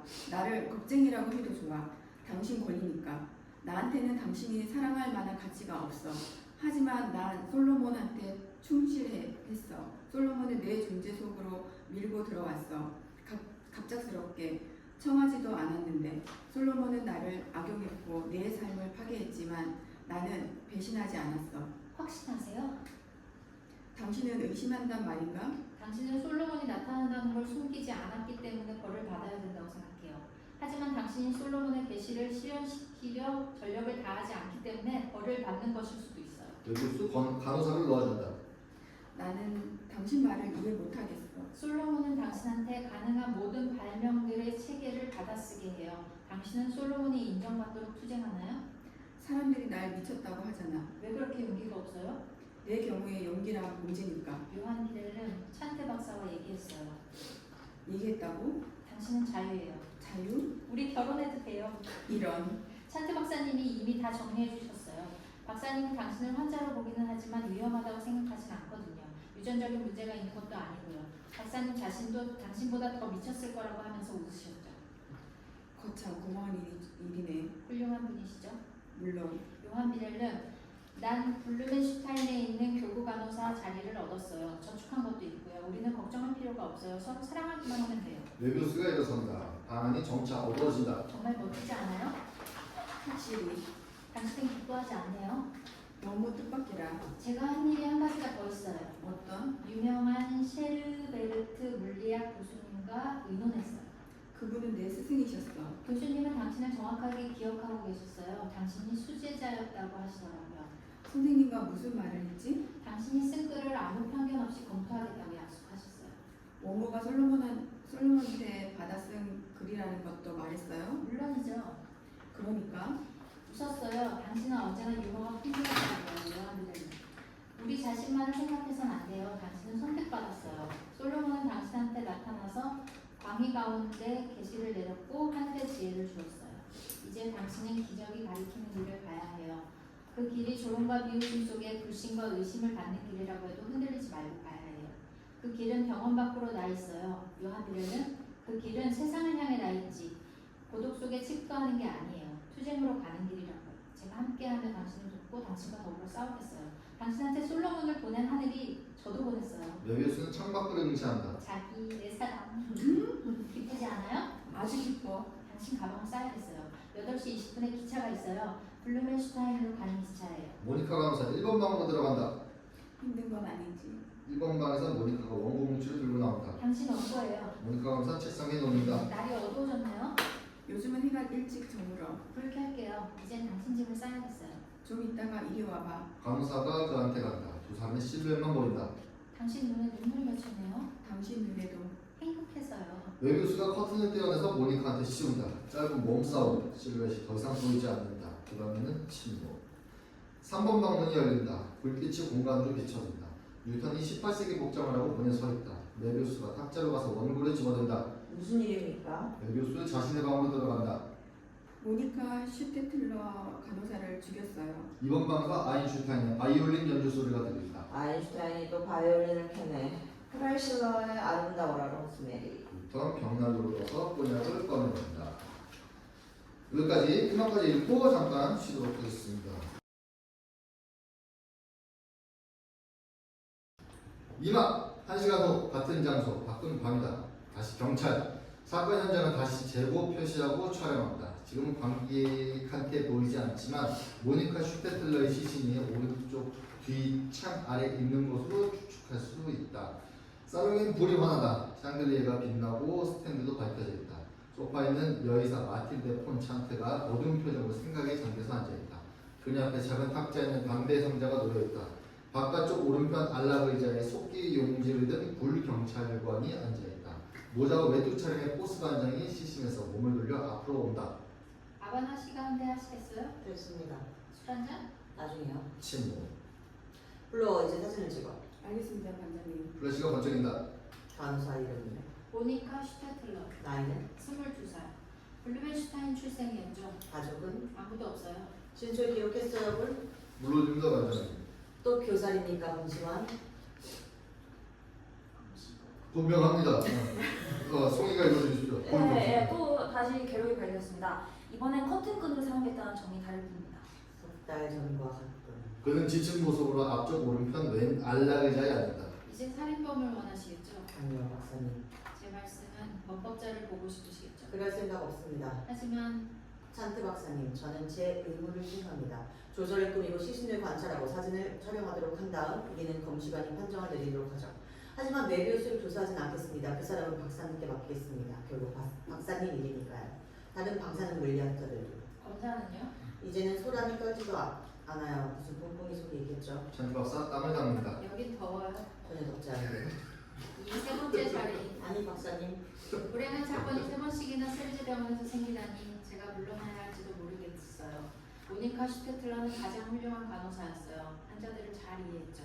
아픔을 함께 느낄 줄 알았어요. 모니카를 딸처럼 아꼈는데 불행은 모니카가 죽은 것으로 끝나는 게 아니에요. 제 의학적인 명성도 끝장났어요. 명성은 모두 회복될 겁니다. 불러 위에서 한 잔 더 찍어. 알겠습니다, 반장님. 오른쪽에서 거구의 남자 간호사 2명이 그릇과 식사가 담긴 식기대를 밀고 들어온다. 한 명은 흑인이다. 역시 키가 큰 남자 수간호사가 함께 온다. 혼사는 저녁 식사 하셨습니다, 박사님? 수간호사 벌떡 일어선다. 5배 집었어요. 맞습니다, 원장님. 2배 집었습니다. 예전에 헤비급 유럽 챔피언 복서였습니다. 이제는 세리제 병원의 수간호사입니다. 다른 두 거한 무려 남아메리카 챔피언 역시 헤비급이죠. 이쪽은 내가. 남자 수간호사 흑인을 가리킨다. 북아메리카 챔피언 미들급입니다. 탁자를 세워줘 내가. 내가다가 탁자를 바로 놓는다. 피탁보 무려. 무리오가 흰 식탁보를 탁자 위에 펼친다. 마이센 접시를 놔줘 내가. 내가다가 그릇을 늘어놓는다. 아니 박사님. 스푼과 포크 무려. 무료가 스푼과 포크, 나이프를 누른다. 우리 착한 환자들은 뭘 드시나? 수사반장 스푼 냄비에 뚜껑을 열어본다. 간을 넣은 환자 스푼에 푸르른 블루의 병아리 꽂히고 환상적이에요. 1급이죠. 난 14급 공무원입니다. 그러니 우리 집 음식 맛이 떨어질 수 있어요. 쌍둥이를 맞췄습니다. 가도 좋아요 지버스. 환자들이 혼자 먹을 수 있으니까. 환자분 이런 거 하겠습니다. 세 명이 허리를 굽혀 인사하고 오른쪽으로 나간다. 수사반장 그들이 나가는 것을 본다. 이거 참 만족하세요? 부럽네요. 경찰에 저런 사람들이 있다면. 분뇨가 천문학적 숫자예요. 실업계 거물들과 여성 백만 남자들이 박사님의 환자를 가능하겠죠. 저런 남자 셋이라면 드디어 검사를 진정시킬 수 있겠습니다. 저런 과안들한테서 도망칠 수 있는 사람은 아무도 없겠습니다. 이번 방에서 아인슈타인의 바이올린 연주 소리가 들린다. 또 크로이처 소나병원. 압니다. 안다면죠. 끝났습니다, 반장님. 경찰관 2명이 시신을 들어올린다. 그때 메비우스가 1번 방에서 뛰쳐나온다. 모니카 내 여인. 시신에 든 경찰관들이 멈추어서 여의사가 위험을 갖춘 모습으로 일어선다. 네비우스 어떻게 그런 짓을 할 수 있었나요? 당신은 최고의 간호사를 죽였어요. 가장 다감한 내 간호사를, 가장 매력적인 내 간호사를. 정말 유감입니다, 박사. 유감이라. 솔로몬 왕이 명령했어요. 솔로몬 그녀가 돌아옵니다. 느린 동작, 창백한 얼굴. 왕께서 살인을 명하셨군요. 나는 창가에 서서 어두운 저녁을 내다보고 있었죠. 그때 왕께서 공원에서 걸어와 테라스를 건너 아주 가까이 와서는 창문을 통해 명령을 속삭였어요. 실례하겠습니다, 호스 반장님. 참기 어렵네요. 괜찮습니다. 이런 시설은 사람을 지치게 하죠. 이해할 수 있습니다. 저는 들어가겠습니다. 찬트 박사 몸을 일으킨다. 호스 반장님, 검사한테 요양원에서 일어난 일로 제가 유감의 뜻을 전하더라고 말해주세요. 이제 다 잘 되었다고 확실하게 말해주면 좋겠고요. 검시관님, 신사 여러분, 만나서 반가웠습니다. 찬트 박사 우선 왼쪽 귀 시신 앞으로 가서 격식을 가져 문명을 한 뒤 메비우스를 쳐다보고는 오른쪽으로 나간다. 자, 자네들 이제 시신을 교회로 옮겨도 되겠어. 이래내 간호사가 안치되어 있는 곳으로 가도록. 모니카. 시신을 든 경찰관 2명과 기구를 든 다른 사람들 날개문으로 퇴장. 검시관이 따른다. 모니카 사랑해. 수사반장 소파 옆에 작은 테이블로 간다. 지금이야말로 아반한 데가 필요할 때입니다. 나도 그 정도 보상은 받을 만하고. 수사반장 담배 상자에서 아주 큰 시가 한 대 꺼내 관찰한다. 멋진 놈이야. 수사반장 시가를 물고 불을 붙인다. 신이 하는 메비우스 씨 벽난로 격자 뒤에 아이작 유통경이 꼬냑을 스며왔어요. 알겠습니다, 반장. 수사반장이 담배 향기를 내뿜으며 시가를 태운다. 메비우스가 꼬냑병과 잔을 꺼내온다. 한잔 하겠습니까? 좋습니다. 수사반장 잔을 들어 마신다. 한 잔 더. 도와주세요. 반장, 나를 꼭 체포해 주세요. 대체 무엇 때문에 이제 신이 하는 메비우스 씨? 내가 모니카 간호사를. 선생 자신의 자백에 의하면 선생은 솔로몬 왕의 명령에 따라 행동했습니다. 제가 왕을 체포하지 못하는 한 선생은 자유죠. 그렇더라도. 이의는 있을 수 없어요. 한 잔 더 따라주세요. 그러죠, 반장. 꼬냑을 다시 잘 보관해주세요. 안 그러면 간호사들이 다 마셔버릴 거니까. 알겠습니다, 반장. 메비우스 꼬냑을 숨긴다. 앉아요.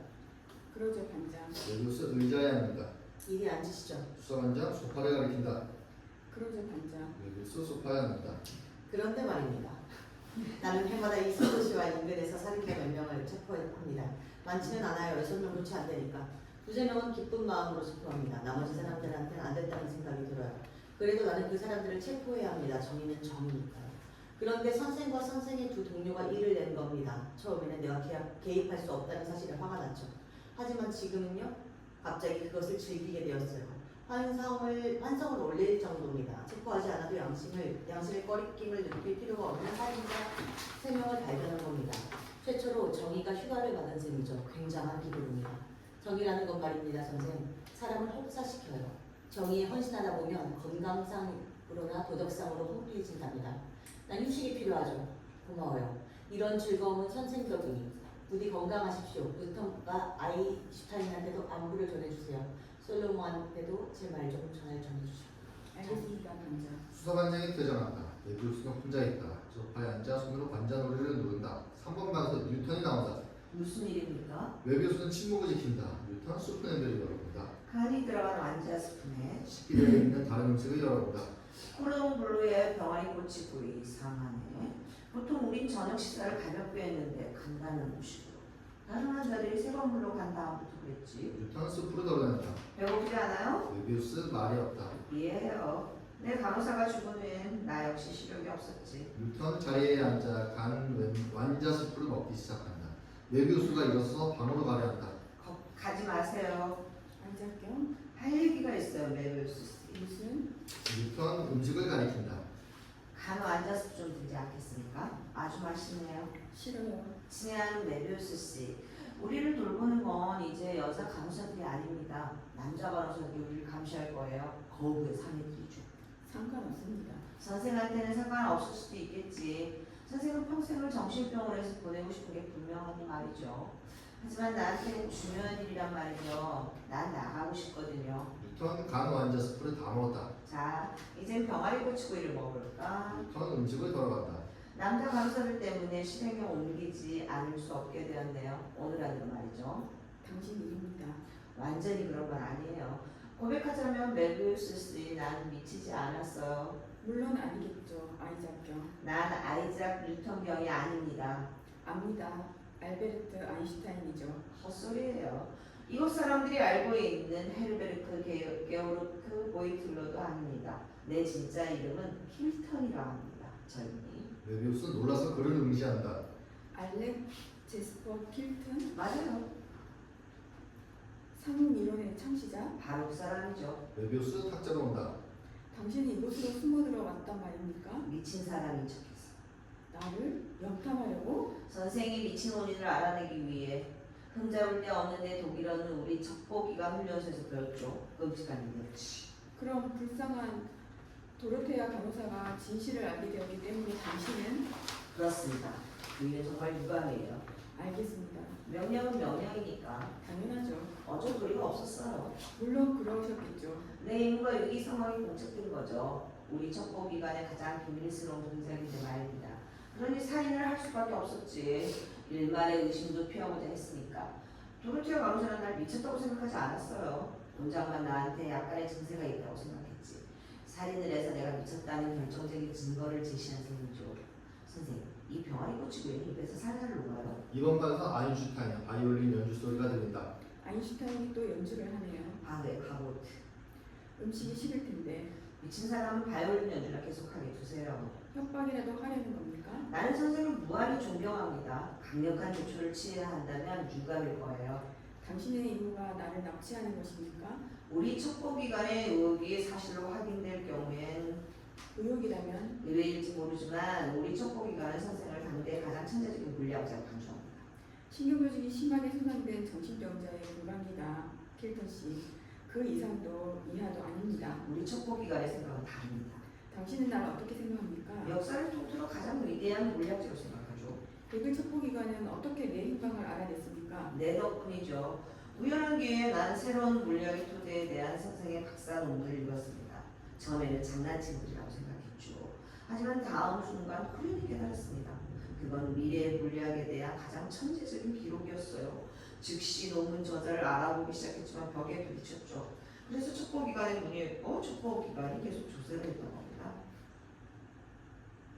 당신만 그 박사 논문을 읽은 게 아닙니다, 킬턴 씨. 아인슈타인 바이올린을 팔 아래 끼고 바이올린 팔을 든 아인슈타인이 소리 없이 이번 방에 나와 있다. 말하자면 나 역시 미치지 않았어요. 소개해도 될까요? 나도 당신들처럼 물리학자입니다. 첩보기관이 요원이기도 하고 하지만 전혀 다른 첩보기관이죠. 내 이름은 조지프 아이슬러입니다. 아이슬러 효과를 발견한 사람? 그렇습니다. 1950년에 실종된 인물. 자발적인 실종이었죠. 뉴턴 도란 권총을 들고 있다. 얼굴에 벽을 대고 써주시겠습니까? 아 물론이죠. 아인슈타인 유유히 벽난로로 들어갔다. 바이올린을 벽난로 위에 내려놓고 재빨리 돌아섰는데 손에 권총을 쥐고 있다. 킬턴 선생, 우리 두 사람 축축한데 무기 다른 속수가 좋을 테니 결투는 최대한 피합시다. 어때요? 나는 부담되고 옆으로 내려놓겠습니다. 당신도 꼴트를 내려놓는다는 말이죠. 동의합니다. 병나루 격자리 꼬냥이 옆에 둡시다. 갑자기 간호사들 몸이 들어올지도 모르니까 좋아요. 두 사람은 권총을 벽난로 격자기에 놓는다. 내 계획을 엉망으로 만들었어요, 킬턴 씨. 당신이 정말 미쳤다고 생각했는데 위로가 된다면 나도 당신을 그렇게 봤습니다. 많은 일이 완전히 계획에서 어긋나버렸어. 오늘 오후 일하는 간호사의 일도 그래요. 간호사가 의욕을 품고 있었죠. 그 의욕이 결국 간호사한테 사형 선고를 부른 셈이지만 정말 이제 안 됐어요. 이해합니다. 명령은 명령이니까 물론이죠. 어쩔 수 없었단 말입니다. 당연히 그랬겠죠. 내 임무 역시 위기 상황을 맞은 겁니다. 우리 첩보 기관의 가장 비밀스러운 공작인데 말입니다. 우리 앉을까요? 앉읍시다. 뉴턴은 탁자 왼쪽에, 아인슈타인은 오른쪽에 앉는다. 아이슬러시, 당신 역시 나한테 강요하겠죠? 무슨 말씀을 메비우스 씨? 당신 나라로 가자고요. 우리도 당신을 가장 위대한 물리학자로 보니까요. 하지만 지금은 저녁 식사 궁금해요. 그야말로 처형전 식사네. 아인슈타인 숲으로 끈다. 아직도 식욕이 없습니까, 메비우스 씨? 아닙니다. 갑자기 식욕이 생기네요. 당신들한테 들켜버린 지금에 와서 말이죠. 메비우스 두 사람 사이에 앉아서 역시 숲으로 들어간다. 부르고 오는 사람 포도주를 마시겠어요, 메비우스 씨. 한 잔 주십시오. 뉴턴 따른다. 나는 코르동 블루를 먼저 먹겠습니다. 어서 드세요. 맛있게 드세요. 맛있게 드세요. 많이 드십시오. 식사한다. 오른쪽에서 남자 간호사 3명이 등장한다. 남자 수간호사가 수첩을 들고 있다. 보이틸러 환자, 여기요. 에르네스트 환자, 여기 있습니다. 메비우스 환자, 여기요. 수간호사, 지보스, 간호사, 무리와 메가더입니다. 남자 수간호사 수첩을 다시 넣는다. 당국의 권고에 따라 약간의 안전 조치가 취해져야 합니다. 무리오 격자장을 다녀요. 무리오가 창문에 덧댄 격자창을 내린다. 공간이 이제 갑자기 감옥 같은 느낌을 준다. 메가더 장가. 메가더가 격자창을 잠근다. 여러분, 검토가 필요하신 게 있습니까? 보이틸러 환자, 없습니다. 에르네스트 환자, 없습니다. 메비우스 환자. 없습니다. 여러분, 저희는 이만 돌아가겠습니다. 안녕히 주무십시오. 간호사 3명 퇴장. 침묵. 야비한 놈들. 공원에는 다른 거부의 남자들이 정복해 있습니다. 그 남자들 오래전부터 창가에서 지켜보았죠. 아인슈타인 일어서서 격자창을 살펴본다. 단단해요. 특수 장세를 달았네요. 뉴턴 자기 방으로 가서 문을 열고 들어가본다. 내 방 창문에도 격자창이 달렸어요. 마술이라 우리 듯하네. 뉴턴 뒷면에 있는 다른 두 개의 문을 연다. 아이스가 방이고 메두스 방이고 뉴턴 오른쪽에 있는 문으로 간다. 잠겼어. 뉴턴 다시 앉는다. 아인슈타인도 앉는다. 우린 갇혔어. 당연한 일이죠. 여자 간호사들 일이 있었으니. 이제는 우리가 함께 행동을 취해야만 정신병을 나갈 수 있습니다. 난 도망갈 생각이 전혀 없습니다. 메비우스 씨의 도망갈 하등의 이유가 없어요. 그 반대입니다. 운명에 만족하고 있어요. 침묵. 난 만족할 수 없어요. 상당한 위기 상황입니다. 그렇지 않아요? 선생의 개인적 감정에 경의를 표하는 바입니다. 하지만 선생은 천재이고 그런 존재이기 때문에 공공재산인 셈이죠. 선생은 새로운 물리학의 영역으로 파고들었어요. 그러고도 연구 결과를 공유하지 않았지. 선생은 우리한테도 문을 열어줄 의무를 갖고 있습니다. 천재가 아닌 사람들한테 그 영역으로 가는 문을 알려줘야 한다고요. 나와 함께 갑시다. 1년만 지나면 우리는 선생한테 영미복을 입혀서 스톡홀름으로 모셔갈 것이며 선생은 노벨상을 받게 될 겁니다. 당신의 첩보기관은 사역이 없군요. 메르스 씨, 무엇보다도 당신이 중력 문제를 해결했을 거라는 추측이 우리 첩보기관에 깊은 인상을 준 건 사실입니다. 맞습니다. 침묵. 그런 말을 선생이 그렇게 태어나게 합니까? 아니면 어떻게 말해야 한다는 겁니까? 우리 첩보기관 생각으로는 당신이 소리자 통일 이론을 당신의 첩보기관 역시 마음을 놓아도 됩니다. 통일장 이론이 발견되었으니까요. 뉴턴 백hin으로 이마에 땀을 닦는다.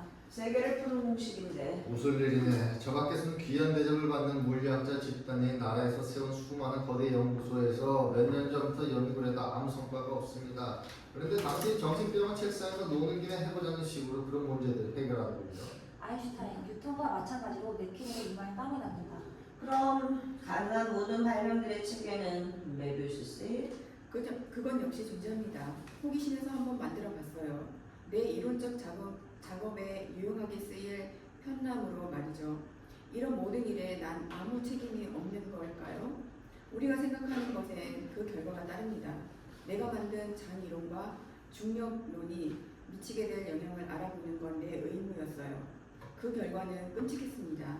내 연구 결과가 사람들 손에 들어갈 경우 새롭고 엄청난 에너지가 이 세상에 출현하게 될 것이며 그 누구도 상상 못할 기술이 가능해집니다. 그렇다고 다른 사람들 손에 넘어가는 걸 막기는 어려울 겁니다. 문제는 누가 가장 먼저 그것을 얻느냐는 거지. 당신의 그 행운을 당신의 첩보기관과 배후에 있는 군대 사령부가 갖기를 원하시죠? 길턴 씨? 왜 안 된단 말이죠? 역사상 가장 위대한 물리학자를 학자 공동체로 귀환시킬 수만 있다면 어느 사령부라도 신성한 존재라고 생각합니다. 나한테는 오직 우리 사연부만 신성합니다. 우리 학자들이 인류한테 막강한 권력 수단을 제공하죠. 이 점이 우리한테 조건에 제시할 권리를 주는 겁니다. 우리는 누구를 위해 우리 학문을 이용할 것인지 결정해야 하고 나는 이미 결정을 했습니다. 헛소리입니다, 아이슬러 선생. 학문의 자유가 중요하지 그 밖의 것은 문제가 되지 않습니다. 우리 학자들은 선구자적 작업을 하면 되는 것이고 나머지는 아무 상관없는 일입니다.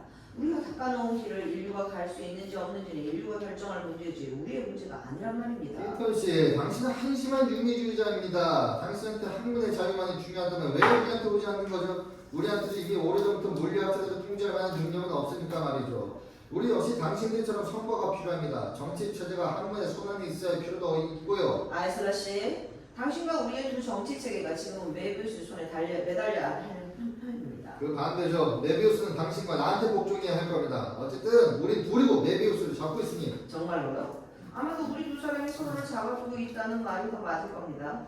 그쪽과 우리 첩보기관이 같은 생각을 하게 된 게 유감이네요. 메비우스가 당신을 따라간다면 나는 속수무책입니다. 내가 방해하는 걸 당신이 활용하지 않을 테니까. 만일 메비우스가 내 쪽으로 결정을 내린다면 당신은 어쩔 수 없는 거겠죠. 여기서 메비우스가 선택할 수 있을 뿐 우리는 아닙니다. 아인슈타인 정중하게 일어선다. 권총을 꺼내봅시다. 뉴턴 역시 일어선다. 싸워봅시다. 뉴턴이 벽난로 격자기에서 권총 두 정을 꺼내어서 아인슈타인에게 하나를 건네준다. 피를 보고야 끝내게 되는 유감이네요. 하나 우린 쏘지 않을 수 없습니다. 상대를 쏘아야 하고 말할 필요 없을 간호사들한테도 사격을 가해야 할 겁니다. 여차는 메비우스 사이겠지. 세계에서 가장 중요한 사람이긴 하지만 그가 쓴 원고는 더 중요합니다. 내 원고요? 태워 보냈는데 무거운 침묵. 폈다고? 경찰이 오기 전에 안전하게 하려고요. 아인슈타인 절망하여 웃음을 터뜨린다. 태웠다. 뉴턴 분노하여 소리친다. 15년간 한 작업인데 미친 노릇이네. 공식적으로 우리는 미쳤어요. 두 사람이 권총을 집어넣고 녹초가 되어 소파에 앉는다. 이러면 우리 꼼짝없이 당신 소나기에 잡힌 겁니다, 메비우스 씨. 이러자고 간호사를 죽이고 독일어를 배워야 했나? 난 바이올린도 배웠어요.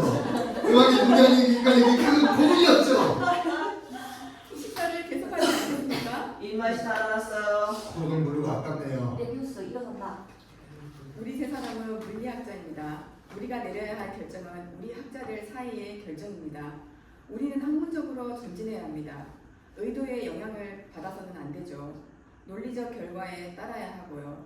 우리는 이성적인 것을 찾고자 노력해야 합니다. 논리의 오류를 범해서는 안 됩니다.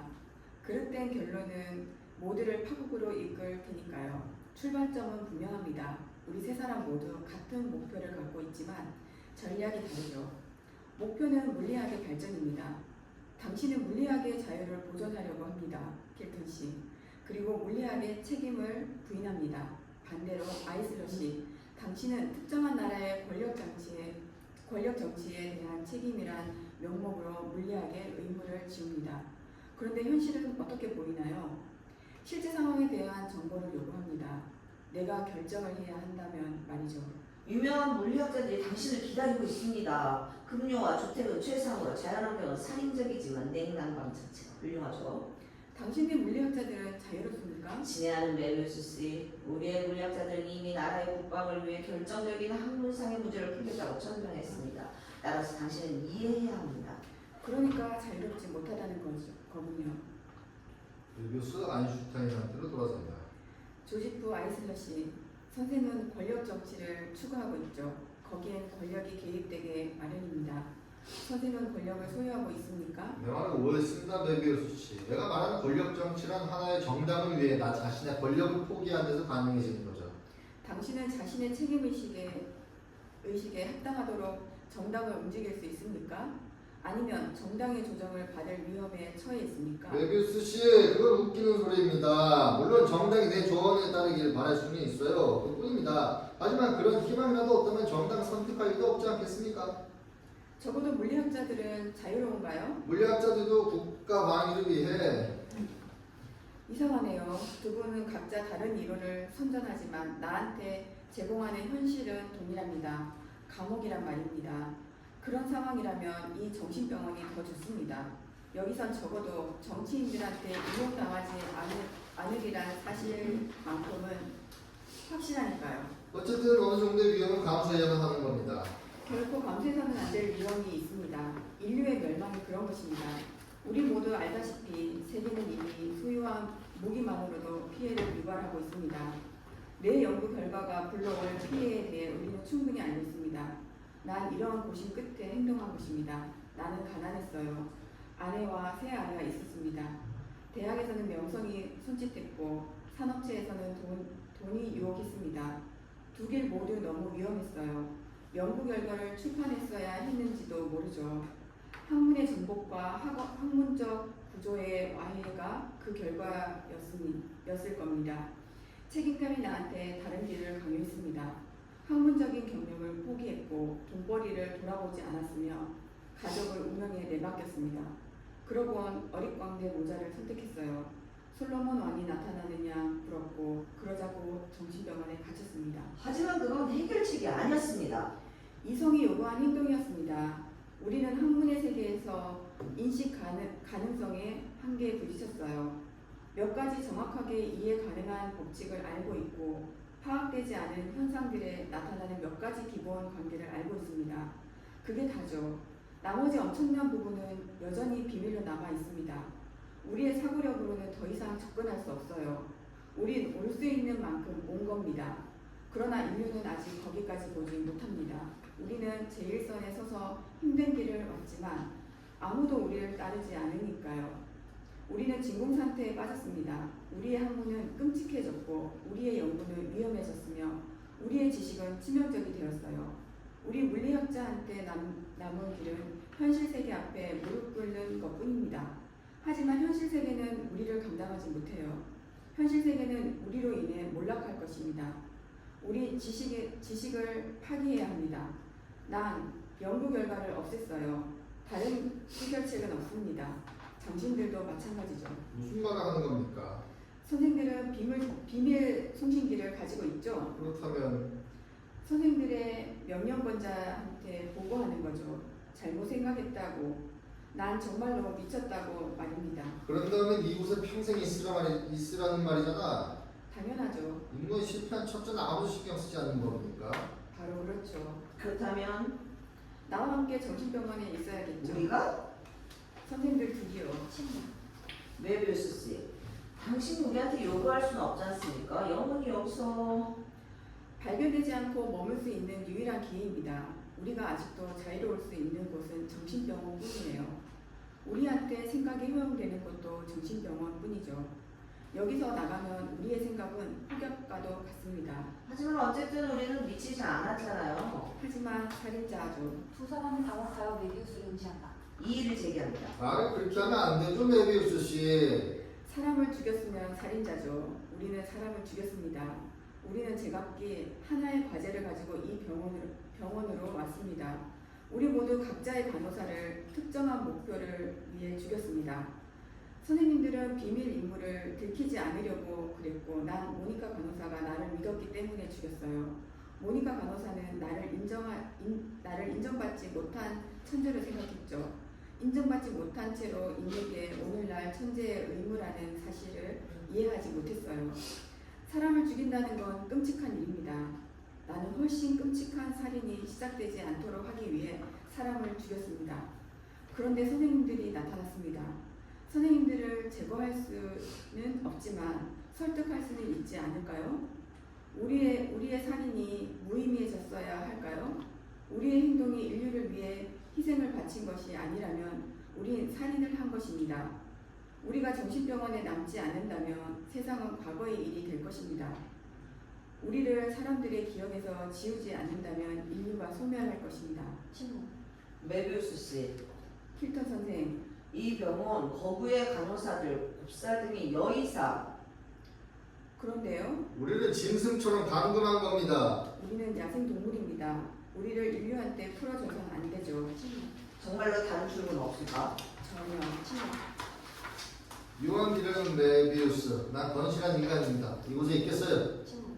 나도 머물겠습니다. 영원히. 침묵. 여러분께 감사합니다. 세상을 살리기 위해 아직은 남아있는 작은 기회를 위하여, 메비우스 자는다. 인류를 위해 죽어간 간호사들을 위하여. 세 사람이 엄숙하게 몸을 일으킨다. 도로테아 모조를 기리면서 마시겠습니다. 도로테아 모조를 위해 도로테아, 난 그대를 희생시켜야만 했습니다. 그대가 준 사랑 대신 난 죽음을 주었습니다. 이제 그대의 사랑에 합당한 모습을 보여주겠습니다. 이레네 슈트라고 기르면서 마시겠습니다. 이레네 간호사를 위하여. 이레네, 난 그들을 희생시켜야만 했습니다. 이성적인 행동을 함으로써 그들을 찬미하고 그들의 희생을 찬양하겠습니다. 난 모니카 슈테틀러를 기리며 마시겠습니다. 모니카 간호사를 위하여. 보니까 난 그대를 희생시켜야만 했습니다. 우리 세 명의 물리학자가 그대의 이름으로 맺은 우정을 사랑으로 축복해 주길 바랍니다. 우리한텐 힘을 줘요. 어릿광대가 되어 우리 학문의 비밀을 충실히 지켜갈 힘을. 그들은 마시고 잔을 책상에 놓는다. 다시 미친 환자로 돌아갑시다. 뉴턴의 이론처럼 돌아다닙시다. 다시 크라이슬러와 베토벤을 연주합시다. 다시 솔로몬이 나타나게 합시다. 미친 그러나 현명한. 갇힌 그러나 자유로운. 물리학자 그러나 무죄인. 세 사람 손을 흔들며 갑자기 방문한다. 무대는 비어있다. 오른쪽에서 메가더와 무리오가 등장한다. 두 사람은 이제 검은색 유니폼에 모자를 쓰고 권총을 들고 있다. 식탁을 치운다. 메가더가 식기대를 밀고 오른쪽으로 나간다. 무리오는 마치 음식점에서 청소할 때처럼 오른쪽 창문 앞으로 원탁을 밀어놓고 그 위에 의자들을 뒤집어서 올려놓는다. 그 다음 무리오도 오른쪽으로 퇴장한다. 무대는 다시 비었다. 그때 오른쪽에서 마틸데 폰 찬트 박사가 등장한다. 언제나 그랬듯 흰 의사 가운에 청진기를 걸고 있다. 주위를 살핀다. 마지막으로 지보스가 온다. 그 역시 검은색 유니폼을 입고 있다. 사장님, 지버스 그림을 들여와줘.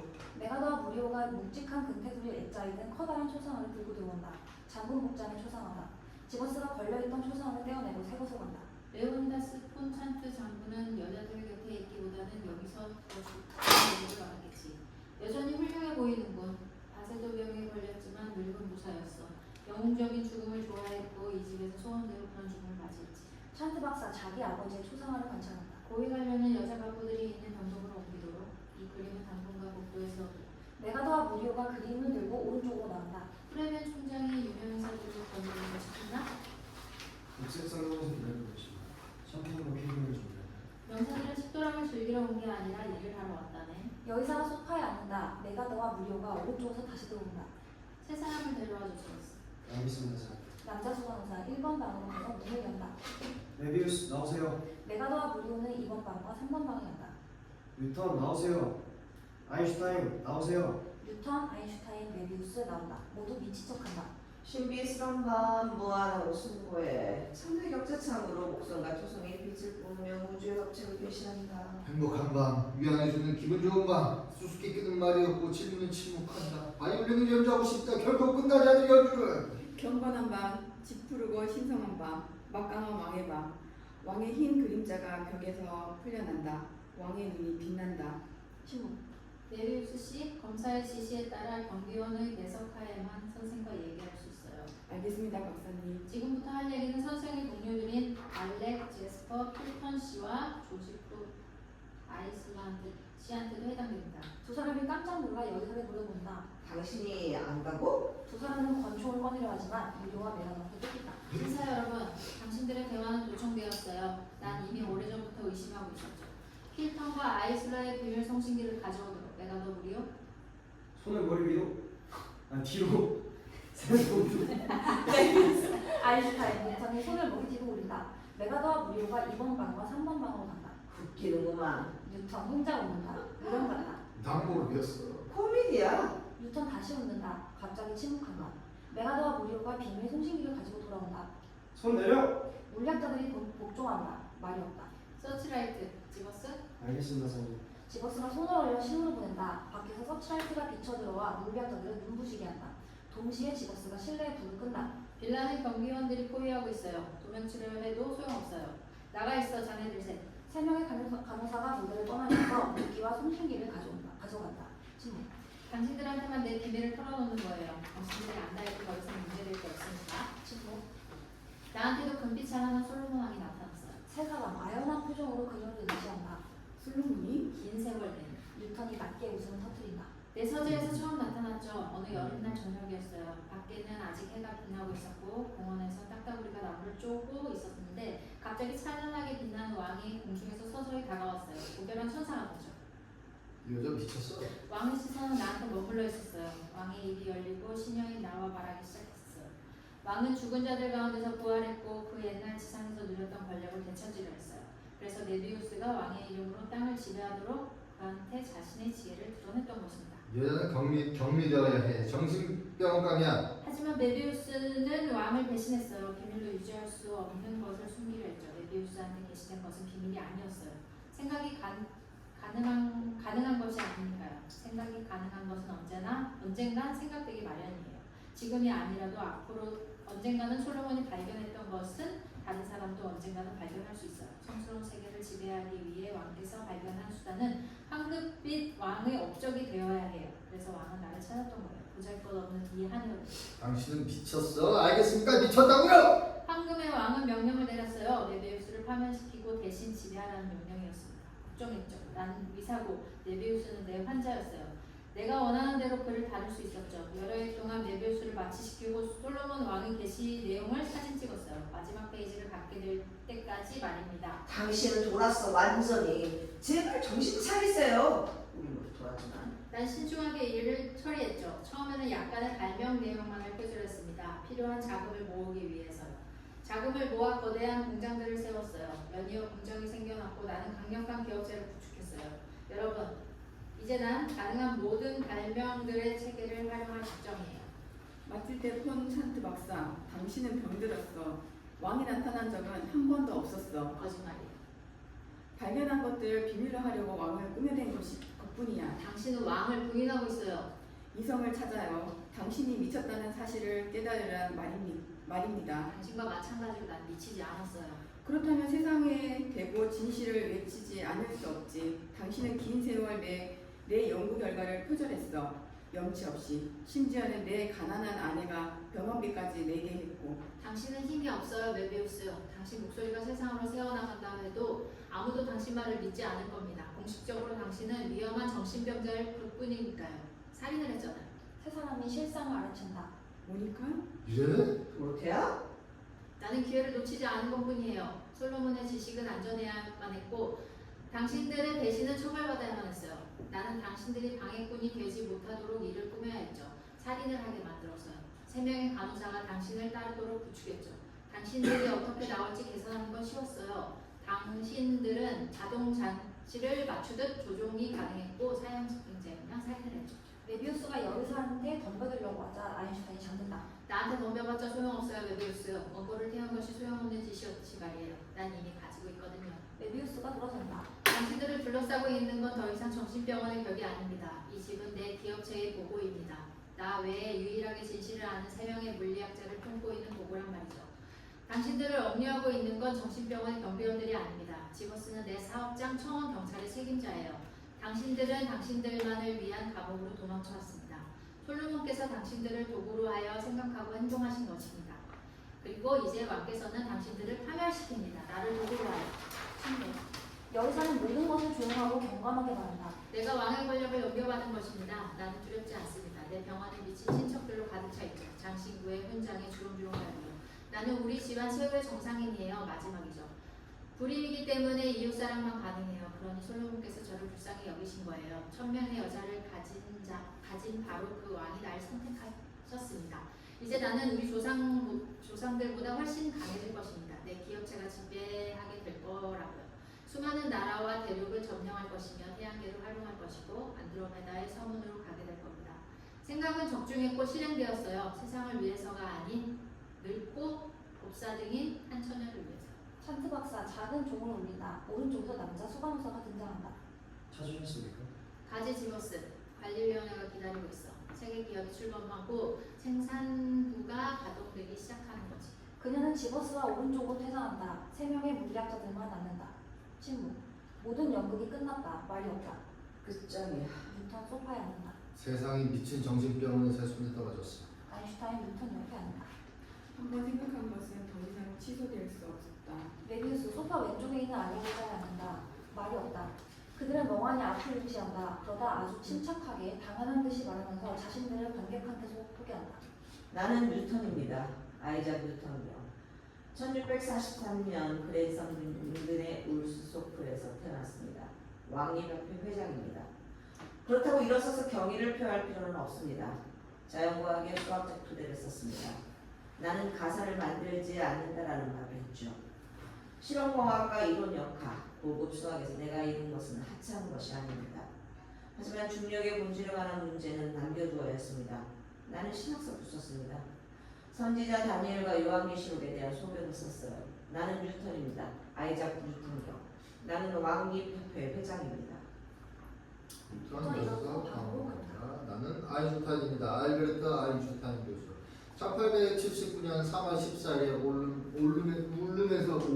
울름에서 태어났습니다. 1902년에 스위스 연방 베르트컬청의 기사가 되었습니다. 그곳에서 난 특수 상대성 이론을 고안하여 물리학을 변화시켰습니다. 그 다음에 프로이센 과학 아카데미의 회원이 되었습니다.